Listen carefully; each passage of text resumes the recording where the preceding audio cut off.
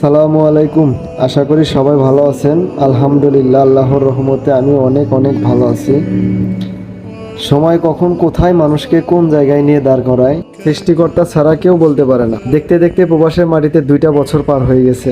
আপন মানুষ ছাড়া, যেই ছেলেটা এক সময় অকর্ম ছিল, যেই ছেলেটা একটা সময় বন্ধু বান্ধব ছাড়া কিচ্ছু করতে পারতো না, যেখানেই যায় বন্ধু ছাড়া চলতে পারতাম না, কোনো কিছু হলে পারে তাদের সাথে শেয়ার করতাম, একটা সিগারেট খাইলেও তাদের সাথে নিয়ে, সেই মানুষটা এখন একা চলা শিখে গেছে। এই বিদেশের মাটিতে আসলে দেখার মতো কেউ নাই। যাই হোক, এখানে বাঙালি অনেকেই আছে, কিন্তু আমার পূর্ব পরিচিত তেমন কেউ ছিল না, আমি একাই। তো এখন অনেকেই পরিচিত হয়েছে, আলহামদুলিল্লাহ। আল্লাহর কাছে হাজার হাজার শুক্রিয়া যে 2টা বছর পার হয়ে গেছে, আমার কোনো সমস্যা হয় নাই, ইনশাল্লাহ। আশা করি কখনো হবেও না।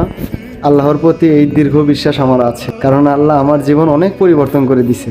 আমি আল্লাহর কাছে সবসময় কৃতজ্ঞতা প্রকাশ করি। প্রবাসের মাটিতে সবারই সুখ হয় না। আমার নিজ চোখে দেখা অনেক বাঙালি, শত শত হাজার হাজার বাঙালি, হয়তো আমি যতটুকু দেখেছি অল্প জায়গার ভিতরে অনেক বাঙালি আছে যারা হাত পাতে আমাদের কাছে, ভিন দেশি মানুষের কাছে হাত পাতে শুধুমাত্র পেটের ক্ষুধা মিটানোর জন্য, না নিজের দেশের মানুষের কাছে বলতে পারে, নিজের ফ্যামিলির কাছে। আসলে এর মতো হতভাগা কেউ নাই। একটা ইতিম মানুষের পাশে তো অনেক কিছুই থাকে, কিন্তু প্রবাসের মাটিতে যদি কোনো মানুষের কাজ না থাকে, কোনো মানুষের খাওয়ার কষ্ট হয়, এর চেয়ে হতভাগা আর এর চেয়ে বড় কষ্ট মনে হয় না আর বিদেশের মাটিতে কোনো কিছু হয়।